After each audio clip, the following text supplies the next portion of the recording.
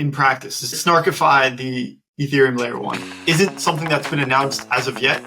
This is the opportunity to announce it. So it's really interesting because I spent a bunch of time quite a few years ago now looking at... Welcome back to the Rollup. In today's episode, Robbie sits down with Alexander Hicks of the Ethereum Foundation to talk about Ethereum's ZK and formal verification endgame. Following our recent podcast with Justin Drake about Ethereum's roadmap, we set out to understand other key components of that discussion in further detail. Real-time proving, formal verification, and building a more resilient smart contract environment for Ethereum were the topics that we discussed. We also talked about the Foundation's ongoing efforts to apply formal verification to ZKVMs, as well as the $20 million ongoing developer bounty to build formal verification within the EVM. We learned about the importance of formal verification, as well as the key balance between cryptographic and economic security. Hope you guys enjoyed this episode, and let's jump right in after a quick word from some of our awesome partners. Vertex Edge is now live on Say Network. Say users can now trade 50 plus spot and perp markets with the unified order book liquidity of Vertex Edge across Arbitrum, Blast, Mantle, and Say. The next 6 weeks, 850,000 Say tokens will be up for grabs as trading rewards every single week, exclusively on Say. Join Vertex on Say Network now on Vertex Edge. That's vertexprotocol.com. Welcome aboard on our journey into the singularity. This is the Endgame roadmap for Frax and Fraxtal, the new L2 out of the Frax ecosystem that is totally based on fractal scaling. Fraxtal is a modular L2 blockchain built by Frax with modular and fractal scaling in mind. Fractal scaling is based on the Mandelbrot set of fractal images, and it explains how L2s become L3s and the entire app chain lifecycle goes through its evolution. The Frax ecosystem is made of some of the top builders in the space and has stemmed from its OG days of the Frax stablecoin. It is now in the LST space, the LRT space, and this Fraxtal L2 joins the existing suite of Frax products, including Frax Swap and Frax Lend. You can see Frax Ferry, the bridge to go from any chain, Arbitrum, Optimism, or mainnet into the Fraxtal mainnet. Bridge your tokens and bring your Frax assets into the Fraxtal ecosystem. Join today to get the best out of Fraxtal. You are still early. Join today. Take part in our expedition into the singularity. GM. What's up, guys? Welcome to another episode of The Rollup. Alexander Hicks today is the guest from the Ethereum Foundation. Alexander is working on formal verification at the Ethereum Foundation. We're going to talk all about that and the upcoming program around formal verification of ZK systems. Alexander, it's your first time on the show. Welcome, man. Thanks for coming. Thanks. Nice to be here. Thanks for having me. And first podcast, so funny experience, I guess. And you recently joined the EF. Congrats, first off. And maybe we can talk about kind of your story. What were you doing previous to joining Ethereum? What kind of led you into this space that you find yourself today? Yeah, so it's been a very indirect path in a lot of ways. I think as far as kind of blockchains go, I spent a lot of time online as a kid, probably too much. And so I randomly heard about Bitcoin fairly early on, maybe 2011, 2010-ish, which would have been when I was kind of 15, 16. And I always had an interest in computers. I spent far too much time online. So that kind of comes with it. But I didn't get involved at that point. Obviously, I was far too young to actually buy Bitcoins. I didn't have any kind of credit card or anything. And I ended up going to study kind of physics and then maths at university. But I always still had kind of an interest specifically in kind of computer security things. And I was doing my master's in maths. I was applying for PhDs in maths. I'd actually accepted an offer to do a PhD in maths. But I was getting kind of less and less, I guess, committed to doing it. And so eventually, actually, I had this offer. I sent them an email. I said, look, guys, I'm not going to come. and then I had a few months to decide what I wanted to do instead. And I was looking obviously at tech and everything, and for a few reasons. One was I had an interest in it. Obviously, in terms of finding a job, it's quite attractive, and I was trying really hard to not go and work for a bank, which is a very typical outcome if you do a PhD in maths. And through essentially a massive coincidence, one person who I was in touch with when I was doing my master's, her husband was a guy called Stephen Murdoch, who is a kind of very, very amazing security researcher. He's the original creator of the Tor browser and has done a lot of cool work. And yeah, so he was her husband. And so I'd mentioned I was interested in doing a PhD in computer security, and I had an interest in that. He was looking for a PhD student at the time. So long story short is I applied, got in, and that was my pivot into tech and computer security related things. And I'd also done a bit of formal verification at that point as well, but purely on the mathematics side. And so I kind of came in to do this PhD, and this was right at the time where I was at UCL. UCL had a lot of really good researchers who had started working on blockchain related things right at that time. So you had Sarah Micklejohn, who'd done some work on de-anonymizing Bitcoin, some of the original papers on that, and was is an excellent cryptographer. George Denesis, who was starting to do some blockchain related work as well, and he later went on to be a founder of Chainspace. He was at Meta when they were doing their own kind of blockchain project, which was very short-lived, and now he's at SWI. You had obviously Jens Gross of Gross16 fame. He was doing kind of purely cryptography, but obviously Gross16 went on to be kind of one of the most important pieces of work for blockchains and everything ZK related. And so I think because of that, there was obviously a lot of other PhD students who were doing work on blockchains. Obviously, Mary Maller is a cryptographer at the EF. She was there at the same time. Patrick McCory, who's at the Ethereum Foundation now, was there. Sarah Azuvi, who's now at Scroll and was at Predcolas before, was there. And so I kind of got to talking to a lot of people who are working on blockchain-related work. And that meant that naturally I find myself doing blockchain-related work as well.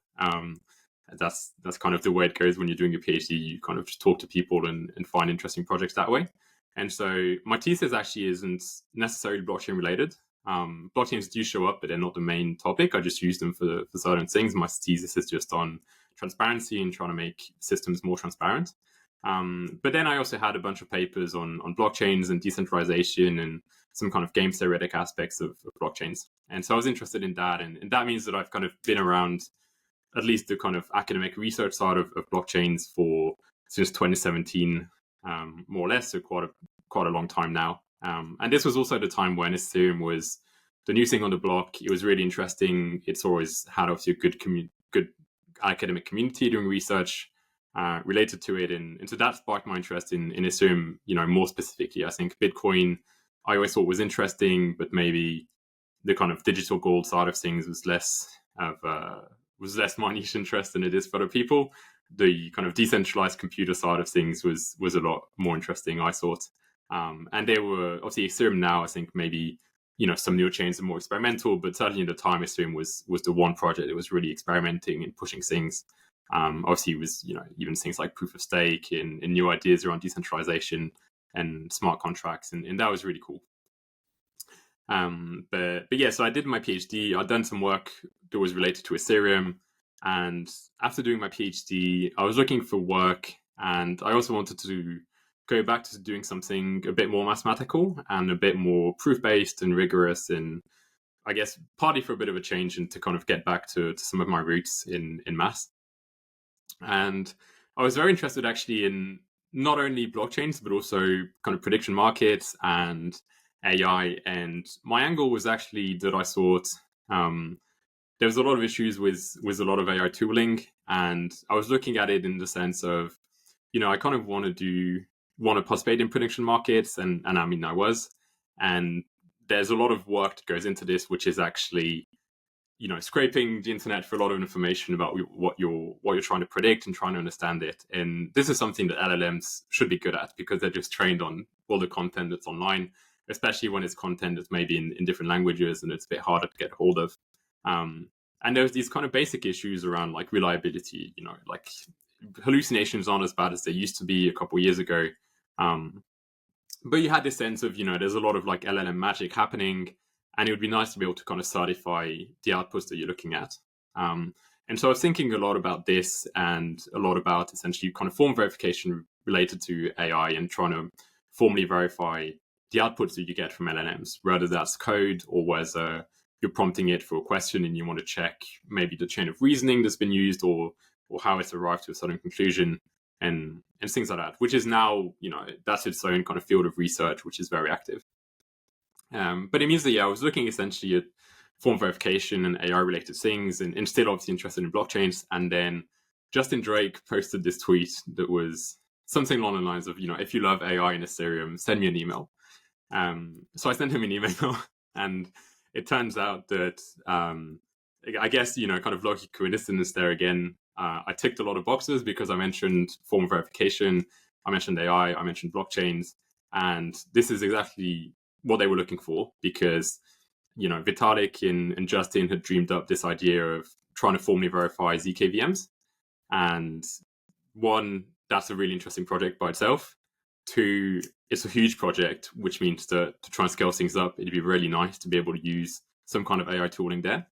And that meant that they were looking for someone who had an interest in AI, had an interest in form verification, had an interest in understanding of blockchains. And so I kind of, fit essentially quite well into that.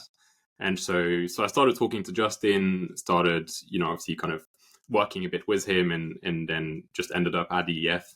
And now we've got this big project that just launched a few weeks ago on trying to formally verify ZKVMs and that entire stack of software that, at some point, I guess a lot of people are going to rely on to transfer funds and store funds, and we want to make sure that that's as secure as possible. I think this is unfolding before our eyes. This transition from optimistic to ZK is something that we've heard a lot about. There are projects that are starting to deploy, and then there's the entrenched large rollups that are currently optimistic but planning for ZK and have already started to incorporate some ZK into their docs, into their forward-thinking vision and their roadmap. And we're starting to hear more and more ZK types of language and implementations coming out of some of these optimistic powerhouses. So I think absolutely.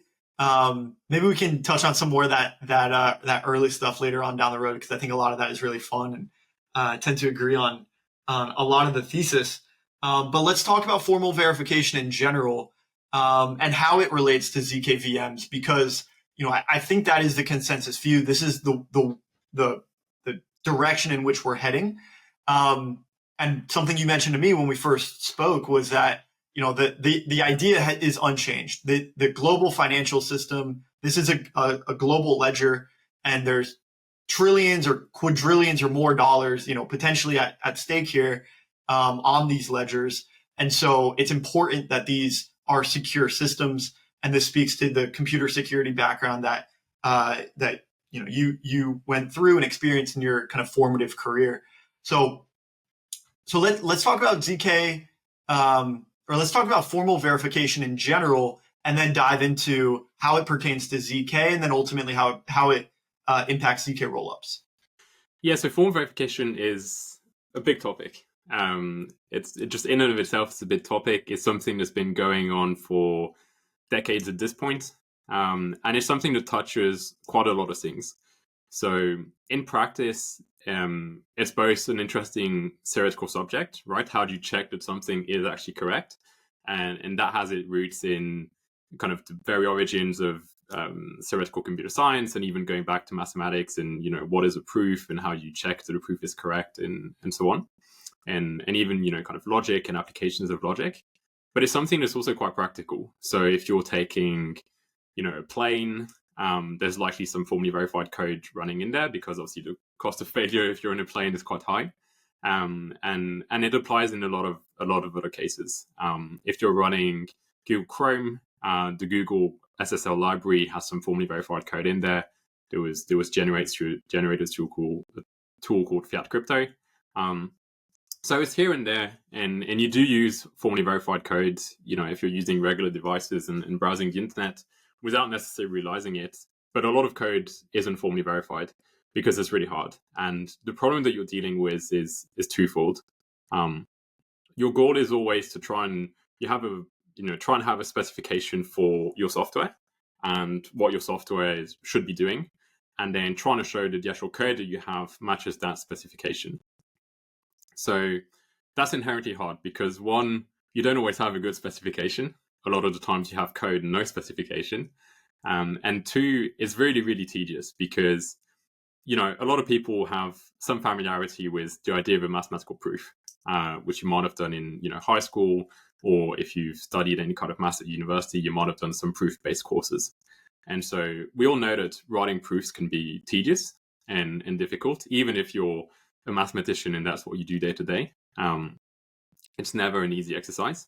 And for software, it's even harder because you're looking at an artifact which is code written in some programming language, which isn't naturally amenable to formal proofs. And you can have bugs at different stages. You can have bugs in the code itself. You can have bugs that are introduced by the compiler. It's very easy for things to sneak in, regardless of program expertise. And essentially, past a certain threshold, if you have thousands and thousands or even millions of lines of code, you'll always have bug in your software. Maybe it's critical, maybe it's not, but you will have bugs. And so translating that code that you have into something that's formal enough, in a formal language, something like Coq or Lean, or using automatic logic solvers like SMT solvers, is difficult in itself. And then once you've done that, you're still not done because you still need to write the proof. And the proofs that you're doing that have to be checked by a computer are really, really tedious. Like, far more tedious than writing a proof on paper, because you really need to do every step and make sure that every step is in there. So if you think of, if you're trying to do some basic mathematics on paper, you can skip a lot of things. Like, that, if I give you two integers, a plus b is equal to b plus a, and that's obvious and you don't think twice about it. If you're doing it with an interactive proof assistant, you have to specify, you have to find the lemma that you're looking for and call it explicitly to be able to do that kind of really basic step. And when you're looking at a long proof with a lot of steps, it's very easy to get stuck on kind of simple things that should be obvious. And for software, which is even more complicated than maths in a lot of ways, you start getting into using specific logics. And so people work on, things like separation logic to isolate, the kind of side effects of code and make sure you can look at, some local portion of the code and not have to worry about the rest. You have Hoare logics to look at, where there's something, if you have the state before you run a program, then you run a program, then you have another state. How do you prove that, the state that you get at the end is what it should be having run that program? And then you have, for cryptography, for example, you have to reason around probabilistic programs. And that's also something it's not obvious how to do. It's something that people figured out, obviously, in the last few decades. And then writing the proofs is really, really hard. And for example, if you look at, there was a really cool project recently from ZK Sync. They were formally verifying their verifier on chain for the rollup. And this was a couple months of work for one smart contract that's, it's well understood. It's a fairly reasonably sized smart contract. The kind of cryptography that you're verifying is fairly well understood. But that's still a few months of work by a few people. And so it's just inherently hard to do, which is why you end up with, less code formally verified than what you would like. And there are many ways also to tackle these problems. There are a lot of different techniques. People in some ways can be quite tribal about how they approach things, both in terms of, some people prefer different languages to do this. Some people prefer to do things, by hand. Some people prefer to do things with more automation. In practice, you kind of meet in the middle, because if you use more automation, things break when you try to do big problems. And so you have to define, sub goals that automation can solve. And if you do things by hand, at some point you want some automation, because otherwise you'll never be done. So yeah, it's a really big topic in itself. It's a big topic of research. People still publish many really cool papers every year on this, and it's something that's constantly improving. Things are constantly getting better. Things are constantly getting easier to verify. Automation is getting better, both through obviously more computation, but also through better methods. And even on the manual side, things are getting better with better languages. So you have things like Lean, which are very new and exciting these days, is making a lot of waves and getting a lot of people excited. And obviously other languages, kind of Coq and Isabelle, and that have been around for a long time and have resorted in a lot of really cool projects. But we're still not at the stage where formal verification is exactly what you want it to be, which is taking any potentially critical piece of software and being able to verify it. The hope is that we make progress on that end, because I think software is only getting more critical as we're kind of embedding technology in more and more things. We've talked obviously about ZKVMs.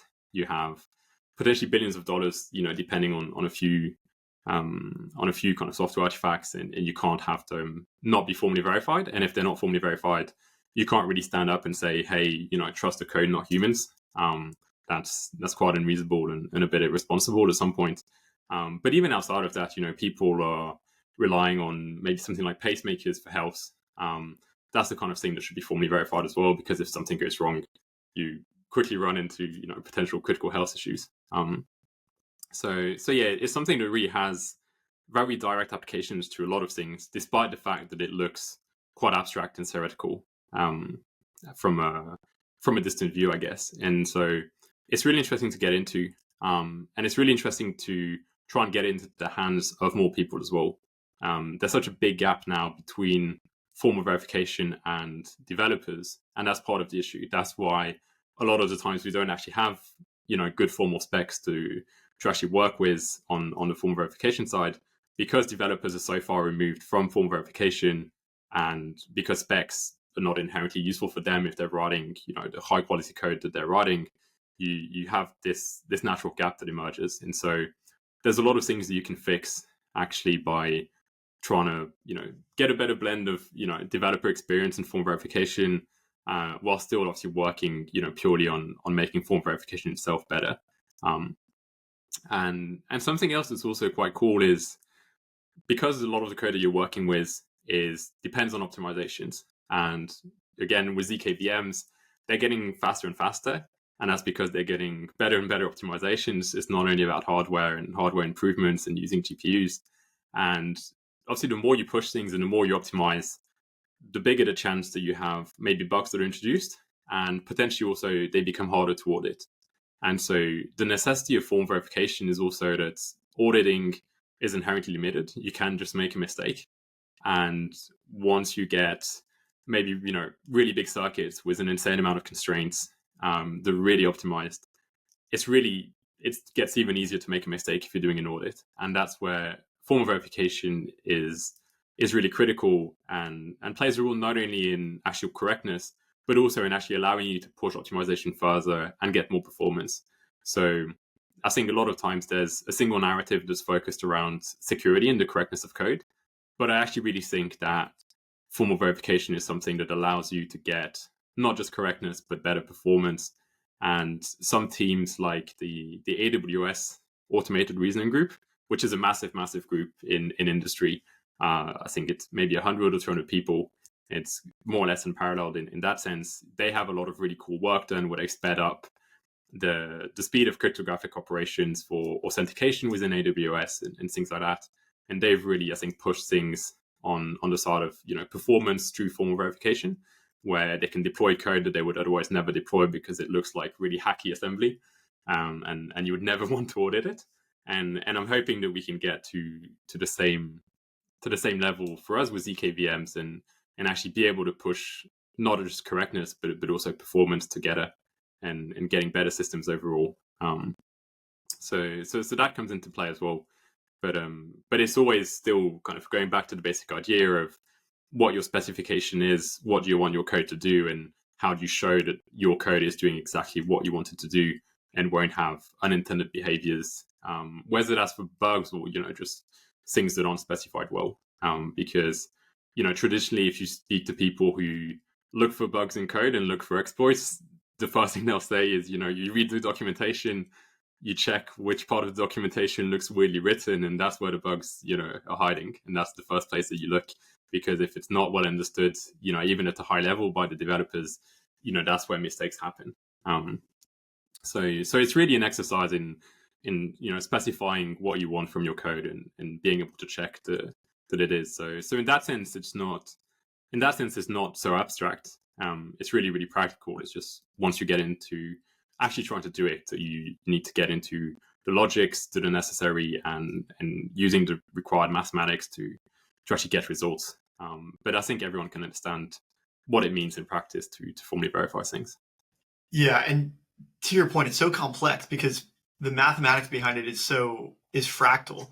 Because you get to a certain part that you sort of just take to be true, but you can't just take anything to be true. And so once you get into it, there is a proof, but then you end up finding yourself, can we just assume that 2 + 2 is 4, or do we have to prove that too? And it goes down the rabbit hole sequentially as you have to prove deeper and deeper some of the most basic assumptions. So you always have to be realistic as well, right? I think one interesting thing to point out is you obviously always have caveats in terms of what assumptions you've made.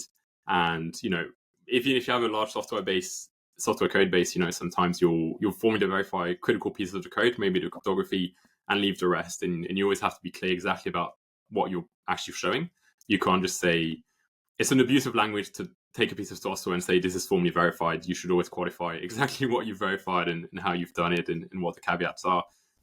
Because you do have assumptions, and because it's hard, you do have to be practical, and you have to stop at some point. And that's still a human choice. That's not an automatic choice. And so you have to look at what your resources are, what you can do in terms of maintenance, and how much you can invest into it. And that's where you decide, where your limit is. Yeah. And so, all this is culminating in the program that you're leading at the EF. This is a program that is going to put a lot of resources behind formally verifying some ZKVMs.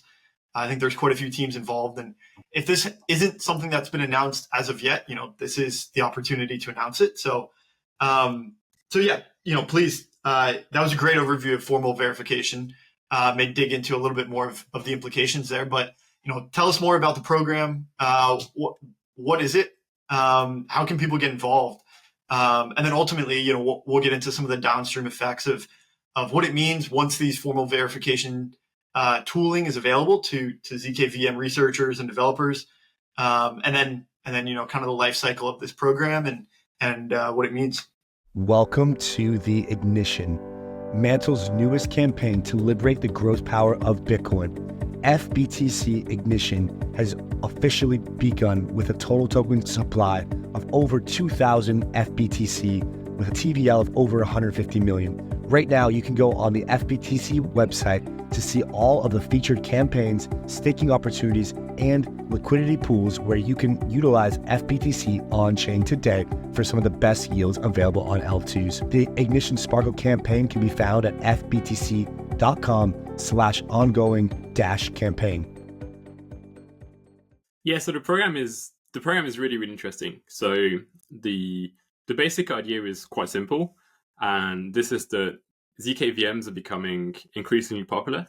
They've shown that you can take any arbitrary, let's say, Rust code or any code from some language that compiles via LLVM, and you can run it on a ZKVM because it has a general circuit for RISC-V, let's say. And it can be WASM, it can be something else, maybe obviously Cairo, for example.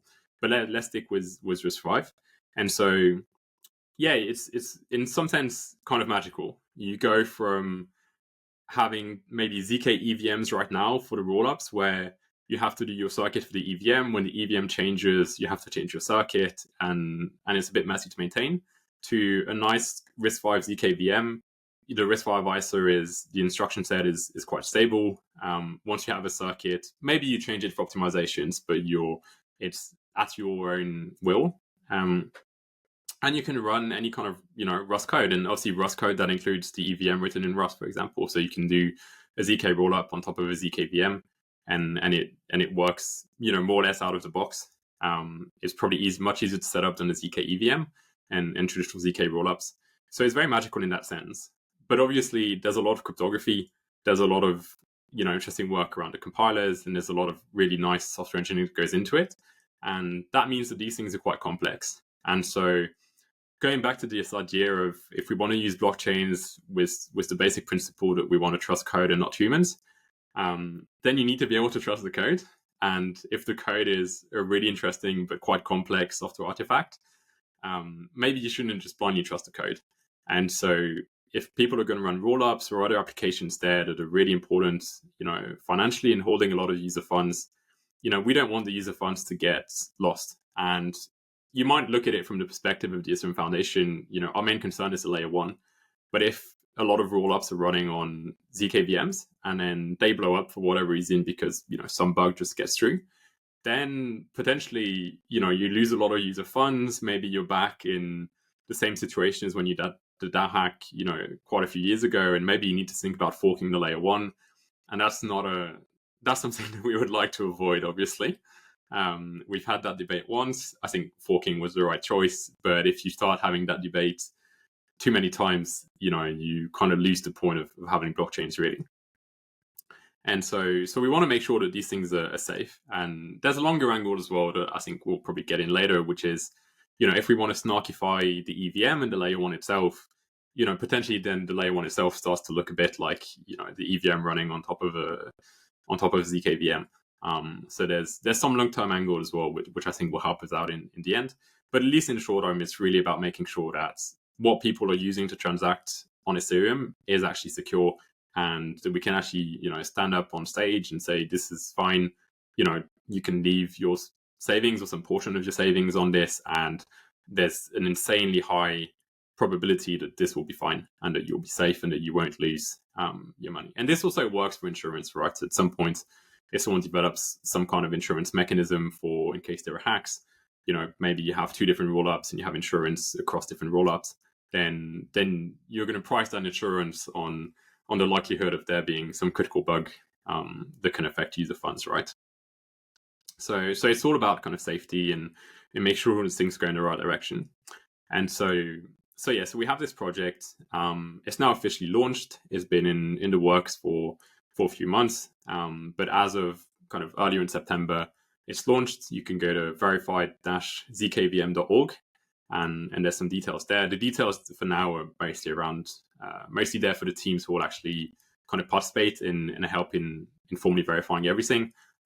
As the project evolves, I'm going to put a lot of time into writing documentation and making things as accessible and clear as possible for everyone, both so that people get a sense of, how good the work that people are doing in this project is, but also so that there's maybe a bit more awareness and appreciation around form verification, because if that happens, then there'll also be better incentives for ZKVMs and rollups to formally verify their code. You see it now, if you go on Twitter, they're very proud to announce when they've passed an audit, which is great. And ideally, you'd like them to be able to tweet that they're very proud to have formally verified, whatever part of their code base, and people can see it and be enthusiastic about it. And there are some longer term plans around that kind of user experience side of form verification. But for the project itself, it's a big project because it's such a big software artifact that we're looking at. There's a $20 million budget. It's a real investment. There's, all of the teams that we can get to participate will be participating. We'll be getting obviously paid to do it. And the budget is good enough that we can accommodate that. We can accommodate, really in-depth work. And that means that we're also trying to make sure that beyond the lifetime of this project, which is, let's say, 2 years, that things carry on beyond that. So it's really trying to kickstart a general effort for formal verification around ZKVMs and more broadly in this ecosystem. There is already obviously some efforts going into smart contracts and so on, but we want this to be as big as possible and to look at the infrastructure itself. So there'll be a lot of effort into developing better tools and better maintenance procedures for formally verified code bases. And so it's not just a one-off effort to take, some version of the code formally verified once and then hope for the best. Because I expect the code to keep changing, for the next few years. That means that we get better performance. Do we get maybe more usability? Do we get maybe kind of more support for applications, more functionalities, client-side proving, down the road? These are all things that we can improve on, or that ZKVMs can improve on. I guess that's their job. And I want to make sure that whilst they're doing that and whilst they're pushing updates and making things better, they can also still remain formally verified, within the lifetime of this project and beyond. So there's a big focus on tooling and maintenance and documentation that'll come, and hopefully that means that also people will have an easier time following things and learning more about it. So the project has started now. I've started getting grant proposals to address some of these things, particularly around the circuits and the arithmetizations and formally verifying the EVM itself. That's obviously a big part of trying to make sure that things are secure. It's not just the ZKVM, it's also making sure that the EVM that people are running is actually good and matches the kind of formal specification that we expect from the EVM. And doing that is actually, quite hard because the EVM is not that small. And there's obviously kind of around the formal spec side of things, we have actually several formal specs plus the Python execution specs, and there's some work that needs to be done in checking that these are all actually the same and that we don't actually have multiple formal specs that disagree with each other. That'll be an interesting question. And same for the kind of circuits and arithmetization. We want to make it easier not just to write circuits that we can check for correctness, but also to just actually write correct circuits in the first place. It's really it's not very efficient if you write circuits that have bugs in them, and then when you try and formally verify them, you find bugs, and then you do it again, and then maybe you find bugs again, and so on. What you really want is you want it to be possible to write, correct circuits, from the first go in a nice environment, in a way that's easy and accessible to not just someone with a PhD in form verification, but someone who actually, is already writing circuits, for example. Because you already have really talented people writing circuits, and if anything, we probably need more people to be able to write circuits, because this will mean that we can actually scale things to more applications. ZKVMs do a good job of having, one circuit that works for a lot of things, but there'll always be a question of having, more precompiles and maybe circuits for specific applications. And obviously you had that whole debate already in a past episode. And so I think ideally, we get to a point where it starts to be much easier to write, correct circuits from the get-go that are easy to formally verify, making sure that EVM is formally verified continuously, because we'll always have new opcodes coming. The layer one is not stagnant, right? It's still going to change, and the EVM is still going to change for the next few years. And so it's a big effort to kind of kickstart things. We want to make sure that by the end of the project, we have a formally verified ZK EVM, which is a formally verified EVM running on a ZKVM, and that all of the existing ZKVMs, with us, obviously the RISC0 team, Succinct, Valida, Nexus, Powder, more that I'm kind of forgetting off the top of my head. We want to make sure that they will benefit from the work we do, in a way that's not just a one-off effort, but in a way that runs in the long run, and that means that when this project is done, they can carry on with things, because they're all committed to making sure that their code is secure and formal verification. And so we just need to make sure that we can get to a kind of nice point where things can move forward forever and be maintainable. Yeah, and the main motivation here is obviously the ZKVMs formally verifying the ZK EVM, making these systems safer for people to put their money into. But to your point a little bit earlier in the podcast, formal verification has far-reaching implications beyond blockchain and these software systems, financial software systems. So yeah, I think kudos to the Ethereum Foundation putting resources behind something that is obviously going to help our specific niche of the industry, but could have far-reaching implications to, like you said, pacemakers and hardware and very important pieces of infrastructure beyond blockchain. This goes both ways as well, right? In the sense of we're trying to drag in people who do form verification and who don't do blockchain related things into this as well, because then we also benefit from a lot of the expertise that is actually already out there and it is already doing really cool work. Yeah. So here's the website. It's verified-zkevm.org. And it's a project by the Ethereum Foundation to accelerate the application of formal verification methods, specifically to ZK EVMs. You went over the overview of the project to apply this formal verification to ZK EVMs. Kind of the motivation here again is making these systems safer. Especially since we anticipate this transition from optimistic systems to ZK. Some of these ZK systems are already in production today. And so there's a few different tracks here. There's the EVM track to show that an EVM running on RISC-V correctly implements the EVM spec. And then you have the cryptography track as well. And so what's the best way? And then you have these stages, right? For different applications, and then stage 1 and stage 2.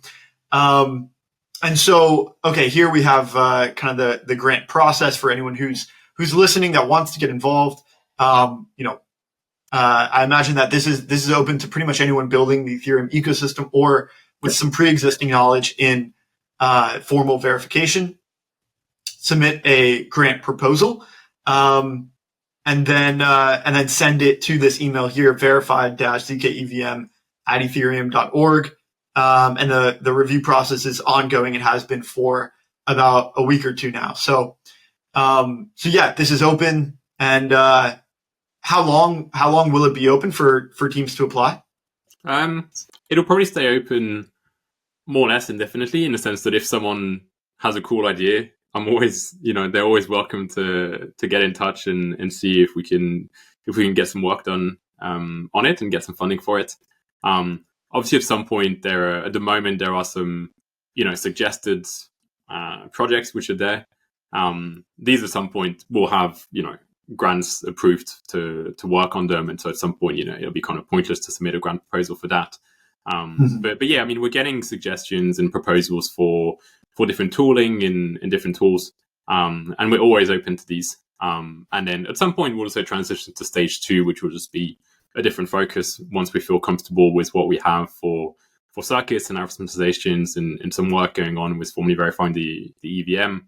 Then we'll also have more of a look at the cryptography and the implementation of the proof systems. Obviously, requiring us to also get a formal spec of the proof systems, and I have some grant proposals to address that as well.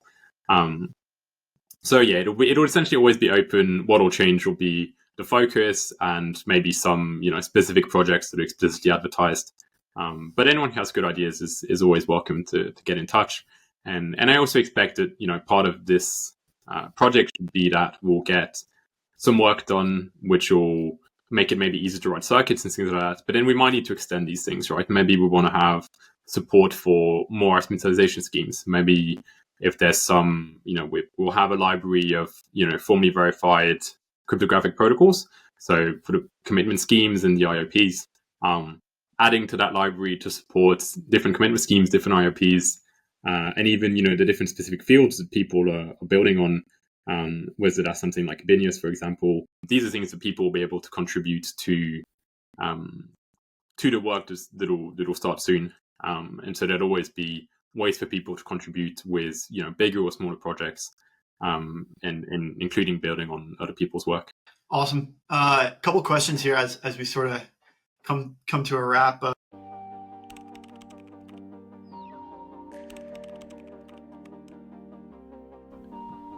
Cartesi is your home for app-specific rollups.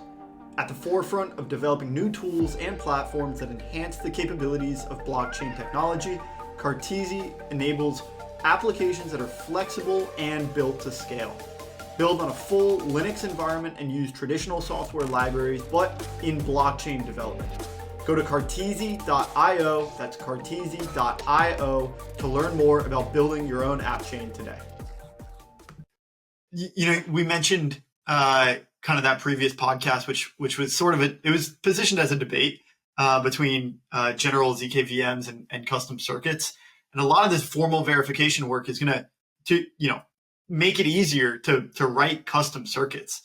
And so, do you have a particular side of that debate that you find yourself leaning towards, more of the custom circuit or more of the generalized ZKVM side?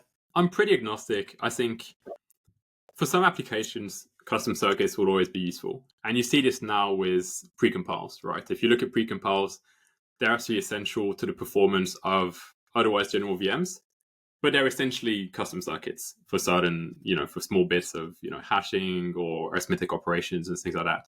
So even if you have a general ZKVM, you'll still need specific circuits for some things, just for performance reasons.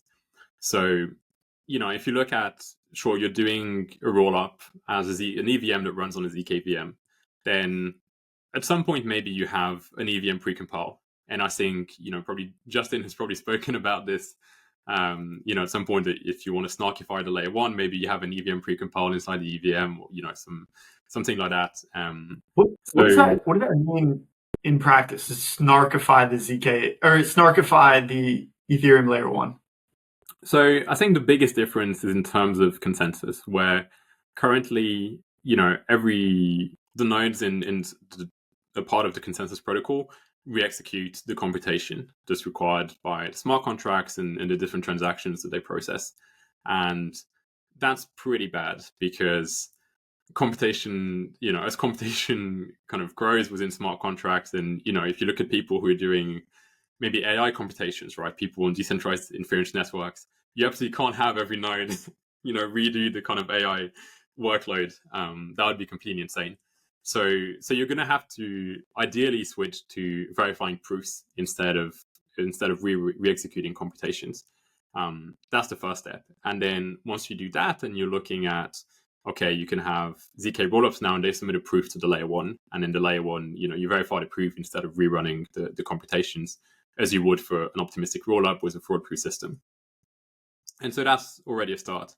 But then you start to think, sure, if you're suggesting a new block and there's a state transition for the block, for the layer one itself, then the easiest way to do that is actually to just, produce a snark that state transition is valid. And then people start verifying, snarks of EVM, of layer one state transitions and things like that. And then I think that's the direction that things are going in terms of snarkifying the EVM. It's just making sure that as much as possible, you're not rerunning computations, you're just verifying proofs.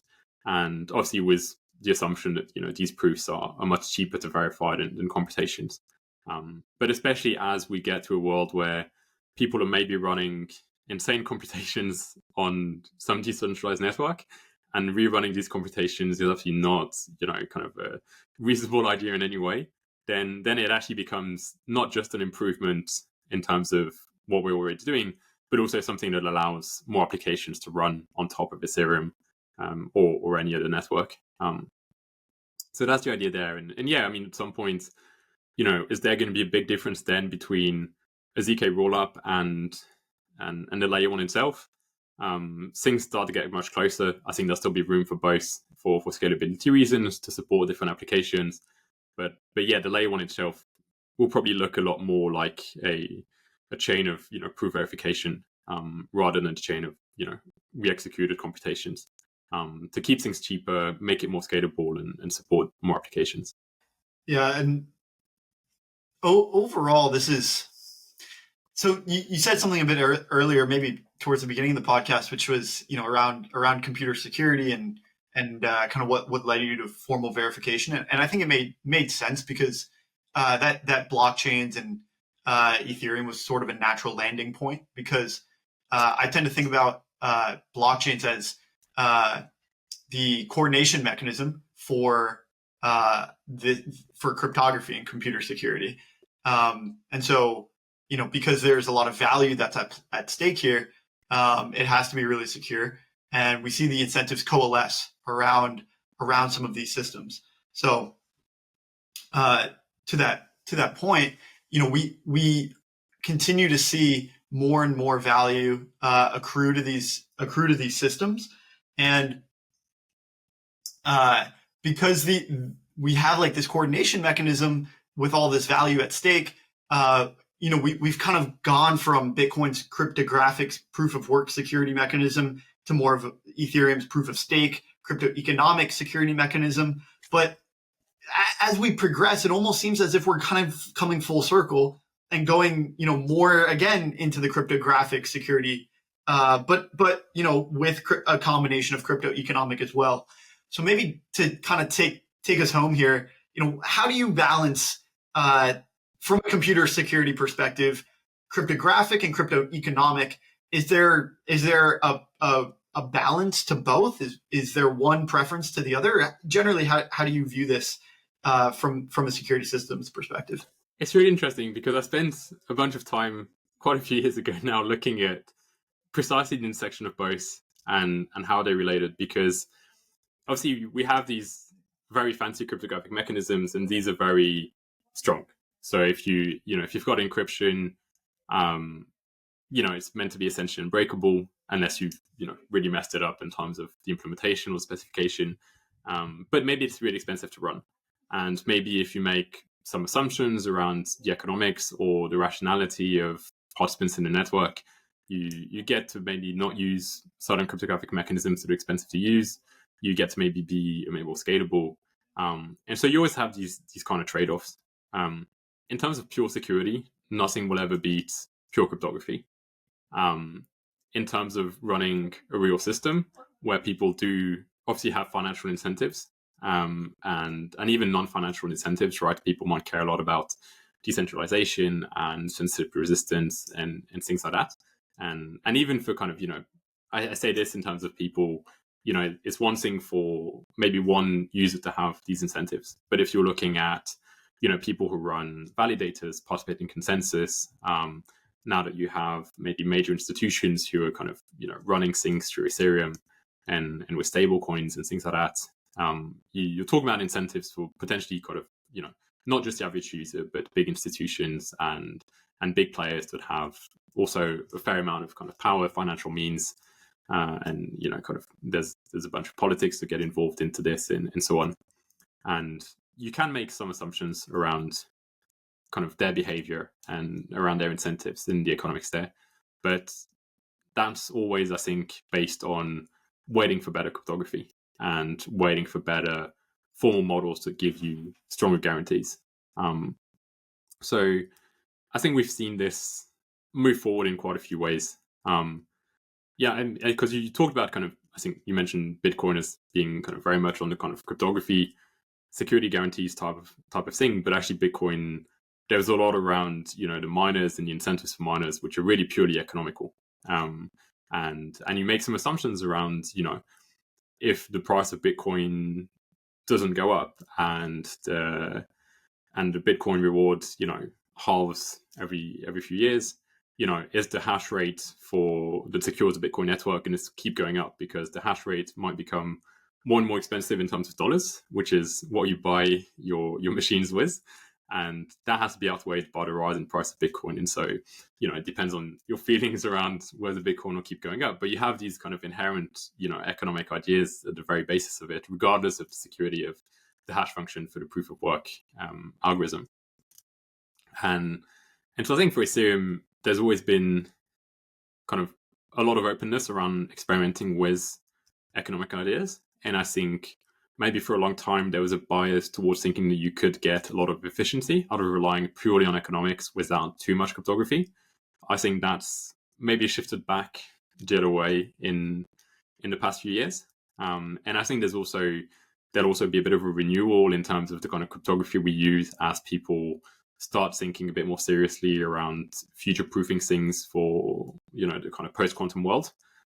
Because we're getting to a point where, I don't think quantum computers are right around the corner, but maybe in the next 5 to 10 years, you start to see things, get a bit more serious. And so that means that around now, you maybe have to start thinking a bit more about what you're going to do. And that requires thinking about the cryptography. And so that'll push things, forward on the cryptography side. And we'll also, I think, we'll always progress towards cryptography and better cryptography that's more adapted to the problems we have. But then when we get newer problems and we don't have cryptography that can solve them will always then rely on economic mechanisms and reasoning about incentives. And it's always useful to reason about incentives because that's what allows you a lot of the time to actually identify what the problem is and allows you to figure out what the cryptography that you need is. So both will always be around. Both will always be useful. And I think both will always actually relate to each other in some way because of that. Yeah, absolutely. That sums it up. Alexander, thank you so much for coming on. I think this was a great overview, and hopefully we reached a certain amount of builders that are interested in formal verification and planning to participate in the program. I certainly learned a lot about formal verification and how the EF and Ethereum is thinking about this when it comes to the ZK rollups and ZK VMs in general. So yeah, really appreciate you coming on, man. And maybe we'll do this again. And hopefully it's not 5 to 10 years, but hopefully we'll do this again when maybe quantum computers are around a little bit closer and we see some more formally verified ZK systems out there in the wild. Yeah, I think it'll be fun to see what results we get and how quickly we can tackle all of these problems, and then yeah, we can definitely talk about things again once we have some results to show for it. Awesome. Thanks, man. Appreciate you coming on. Cheers.